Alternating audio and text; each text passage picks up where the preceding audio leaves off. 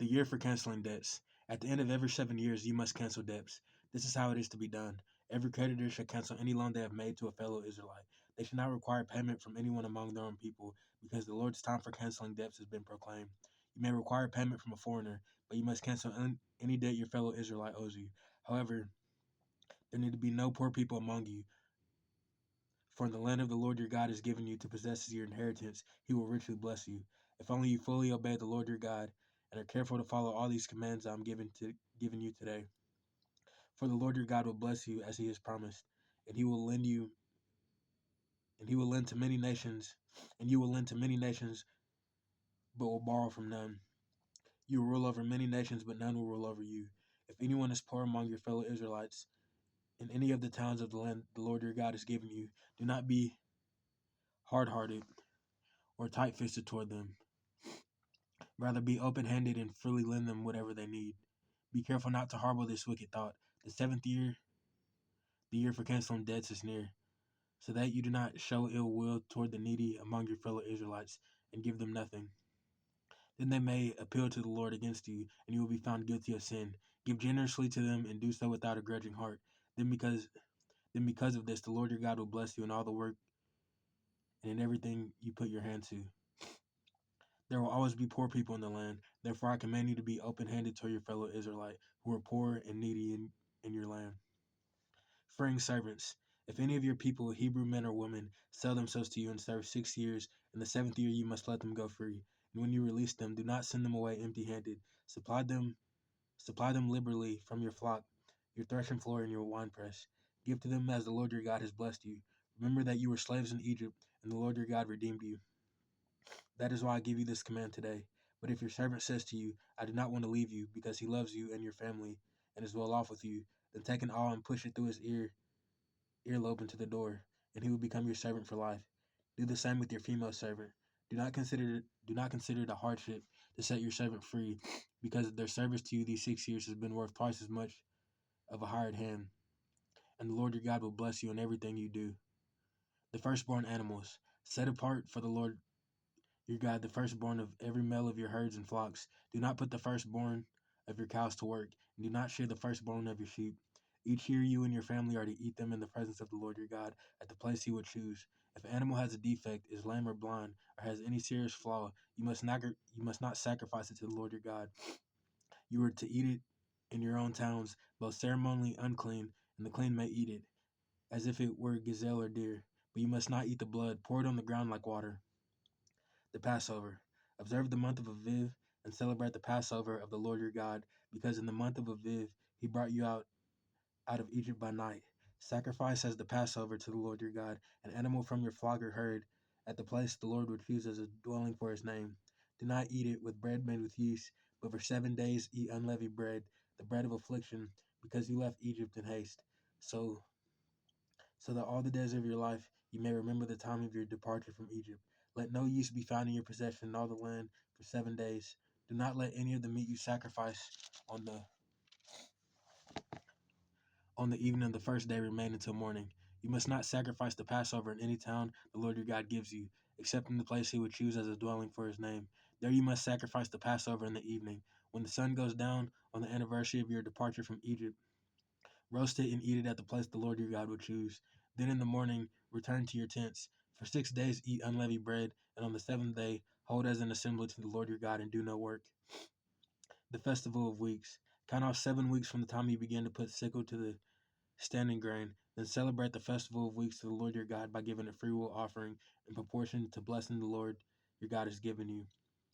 And rejoice before the Lord your God at the place he will choose as a dwelling for his name.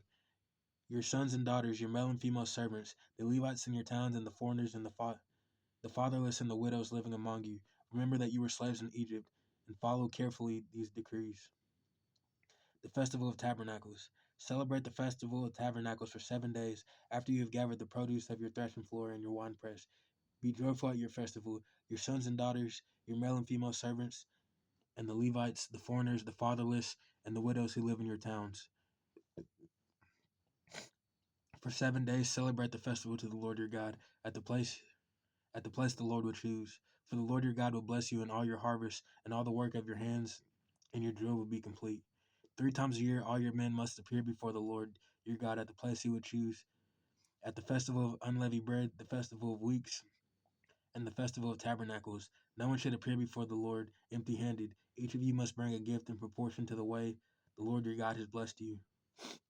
Judges. Appoint judges and officials for each of your tribes in every town the Lord your God has given you, and they shall judge the people fairly. Do not prefer justice or show partiality. Do not accept a bribe, for a bribe blinds the eyes of the wise and twists the words of the innocent.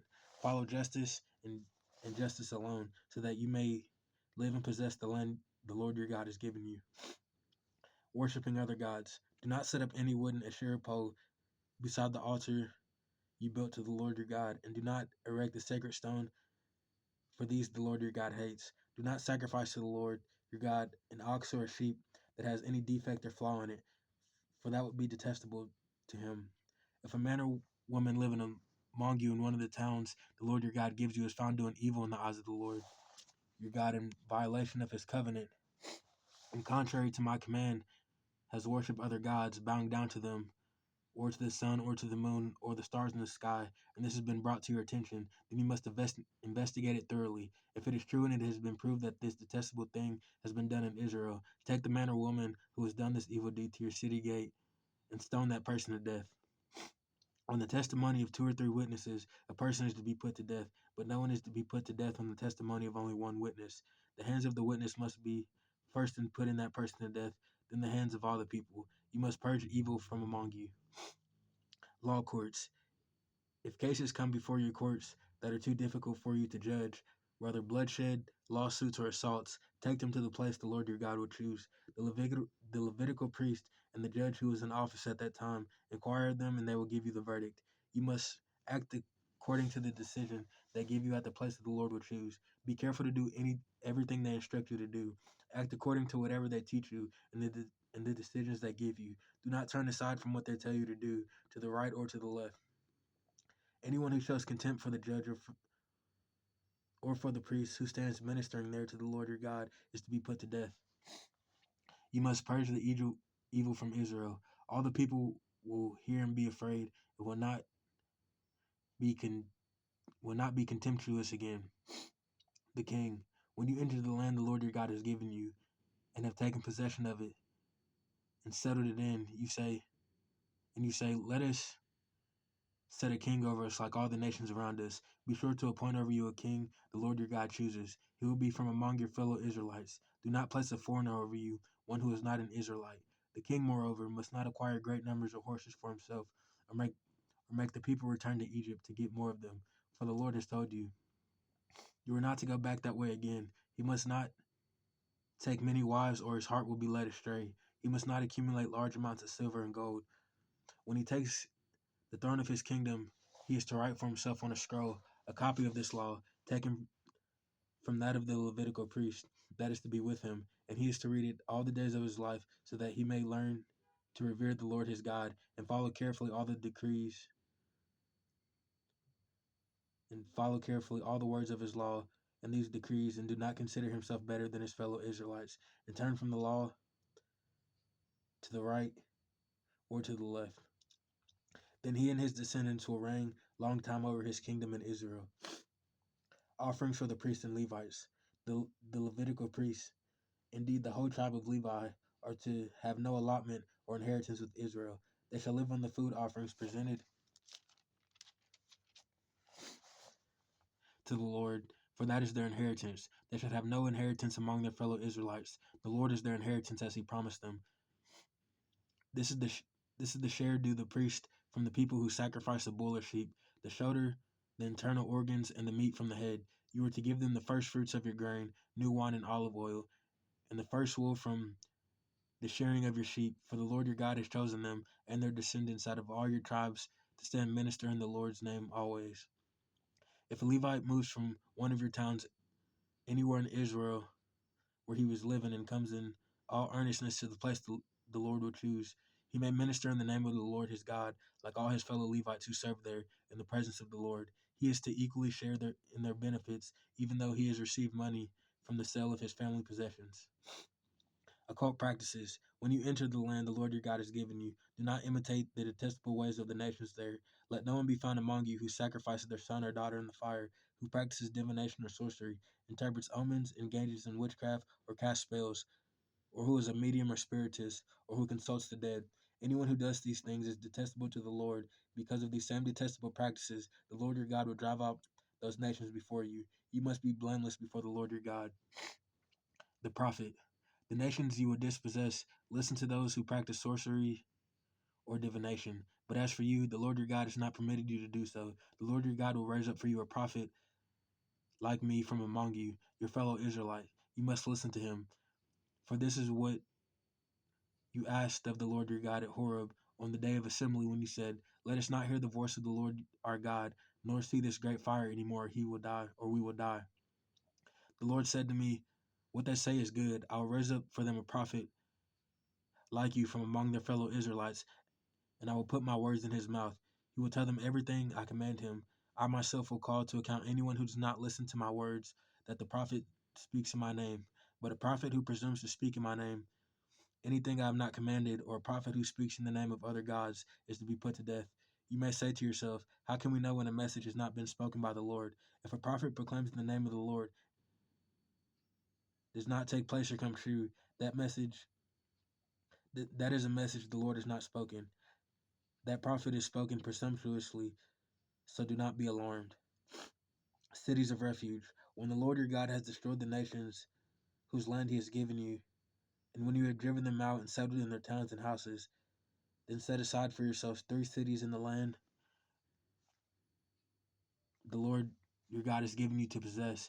Determine the distances involved and divide into 3 parts the land the Lord your God has given you as an inheritance, so that a person who kills someone may flee for refuge to one of these cities. This is the rule concerning anyone who kills a person and flees there for safety. Anyone who kills a neighbor unintentionally, without malice afterthought, for instance, a man may go into the forest with his neighbor to cut wood. As he swings his axe fell to a tree. The head may fly off and hit his neighbor and kill him. That man may flee to one of these cities and save his life. Otherwise, the avenger of blood might pursue him in a rage, overtake him if the distance is too great, and kill him even though he is not deserving of death, since he did it to his neighbor without malice aforethought. This is why I command you to set aside for yourselves 3 cities. The Lord your God, if the Lord if the Lord your God enlarges your territory as he promised on oath to your ancestors and gives you the whole land he promised them, because you carefully followed all these laws I command you today, to love the Lord your God and to always walk in obedience to him, then you are to set aside 3 more cities. Do this so that innocent blood will not be shed in your land, for which the Lord your God has given you as an inheritance, and so that you will not be guilty of bloodshed. But if out of hate someone lies in wait, assaults and kills a neighbor, and then flees to one of these cities, the killer shall be sent for by the town elders, be brought back from the city, and be handed over to the avenger of blood to die. Show no pity. You must purge from Israel the guilt of shedding innocent blood, so that it may go well with you. Do not move your neighbor's boundary stone set up by your predecessors, and the inheritance you receive in the land the Lord your God has given you to possess. Witnesses. One witness is not enough to convict anyone accused of any crime or offense they may committed. A matter must be established by the testimony of 2 or 3 witnesses. If a malicious witness takes the stand to accuse someone of a crime, 2 people involved the dispute must stand in the presence of the Lord before the priest and the judges who are in office at the time. The judge must take a thorough investigation, and if the witness proves to be a liar, giving false testimony against a fellow Israelite, than to do the false witness as that witness intended to do to the other party. You must purge the evil from among you. The rest the rest of the people will hear of this and be afraid, and never again will such an evil thing be done among you. Show no pity, life for life, eye for eye, tooth for tooth, hand for hand, foot for foot. Go into war.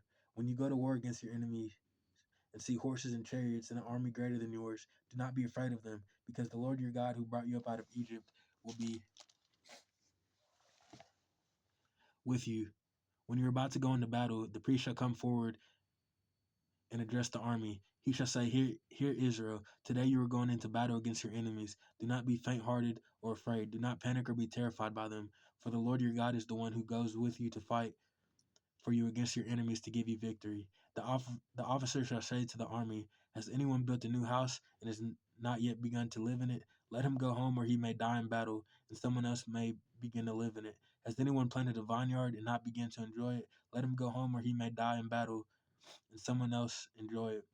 Has anyone become pledged to a woman and not married her? Let him go home, or he may die in the battle, and someone else marry her. Then the officers shall add, is anyone afraid or faint hearted? Let him go home, so that his fellow soldiers will not become disheartened too. When the officers have finished speaking to the army, they shall appoint commanders over it.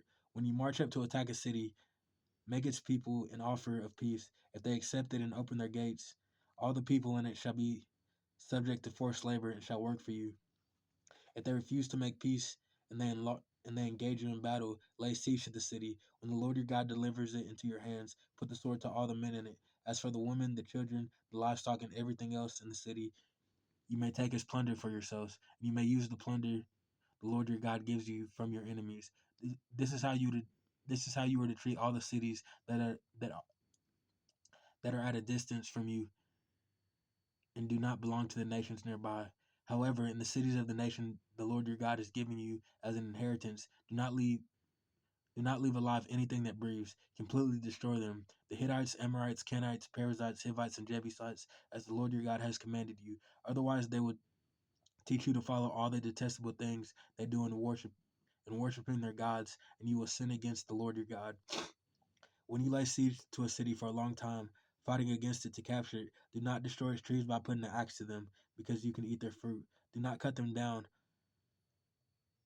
Are the trees people that you should besiege them? However, you may cut down trees that you know are not fruit trees and use them to build siege works until the city at war with you falls. Atonement for an unsolved murder. If someone is found slain lying in a field in the land the Lord your God has given you to possess, and it is not known who the killer was, your elders and judges shall go out to measure the distance from the body to the neighboring towns. And the elders of the town nearest the body shall take a heifer that has never been worked and has never won a york, and lead it down to a valley that has not been plowed or planted.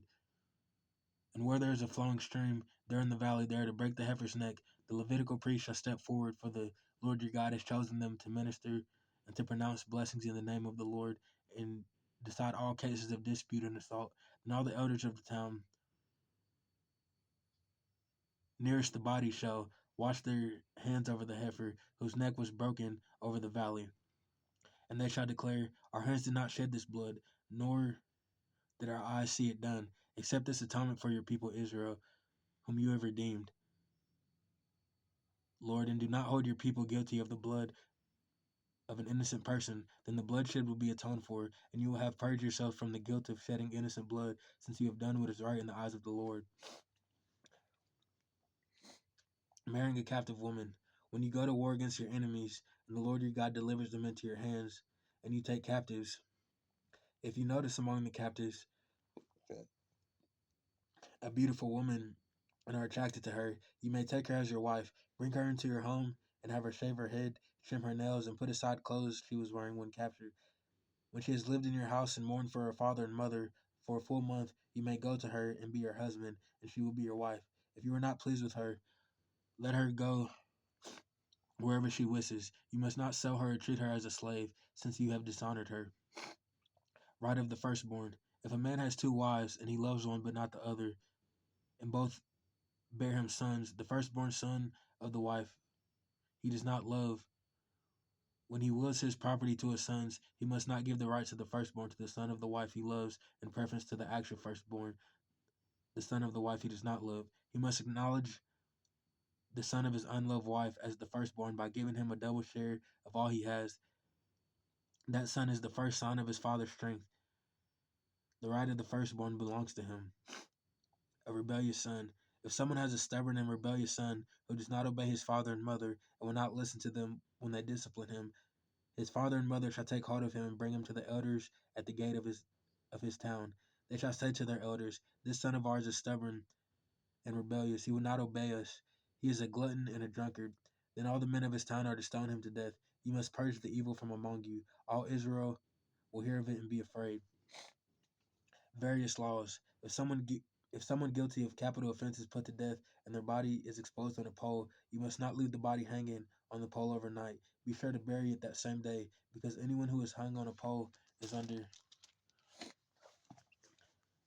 God's curse. You must not desecrate the land the Lord your God is giving you as an inheritance. If you see your fellow Israelites' ox or sheep straying, do not ignore it, but be sure to take it back to its owner. If they do not live near you, or you do not know who owns it, take it home with you and keep it until they come looking for it. Then give it back. Do the same if you find their donkey or cloak or anything else they have lost. Do not ignore it. If you see your fellow Israelites' donkey or ox falling on the road, do not ignore it. Help the owner get to its feet. A woman must not wear men's clothing, nor men wear women's clothing, for the Lord your God detests anyone who does this. If you come across a bird's nest beside the road, either in a tree or on the ground, and the mother is sitting on the young or on the eggs, do not take the mother with the young. You may take the young, but be sure to let the mother go, so it may go well with you, and you may have a long life. When you build a new house, make a parapet around your roof so that you may not bring the guilt of bloodshed on your house if someone falls on the roof. Do not plant two kinds of seed in your vineyard. If you do, not only the crops you plant, but also the fruit of the vineyard will be defiled. Do not plow with an ox and a donkey yoked together. Do not wear clothes of wool and linen woven together. Make the tassels on the four corners of the cloak you wear. Marriage violations. If a man takes a wife and after sleeping with her dislikes her and slanders her and gives her a bad name, saying, I married this woman, but when I approached her, I did not find proof of her virginity, then the young woman's father and mother shall bring to the town elders at the gate proof she was a virgin. Her father will say to the elders, I give my daughter in marriage to this man, but he dislikes her. Now he has slandered her and said, I did not find your daughter to be a virgin, but here is proof of my daughter's virginity. Then her parents shall display the cloth before the elders of the town, and the elders shall take the man and punish him. They shall fine him 100 shekels of silver and give them to the young woman's father, because this man has given an Israelite virgin a bad name. She shall continue to be his wife. He must not divorce her as long as he lives. If, however, the charge is true, and no proof of the young woman's virginity can be found, she shall be brought to the door of her father's house, and there the men of her town shall stone her to death. She has done an outrageous thing in Israel by being promiscuous while still in her father's house. You must purge the evil from among you. If a man is found sleeping with another man's wife, both the man and the woman who slept with her, and the woman must die, you must purge the evil from Israel. If a man happens to meet in the town a virgin pledged to be married, and she sleeps with her, you should take both of them to the gate of that town and stone them to death. The young woman because she was in a town and did not scream for help, and the man because he violated another man's wife. You must purge the evil from among you. But if out in the country a man happens to meet a young woman pledged to be married and rapes her, only the man who has done this shall die. Do nothing to the woman. She has committed no sin deserving death. This case is like that of someone who attacks and murders a neighbor, for the man has found the young woman out in the country, and though he betharted the woman screamed, there was no one to rescue her.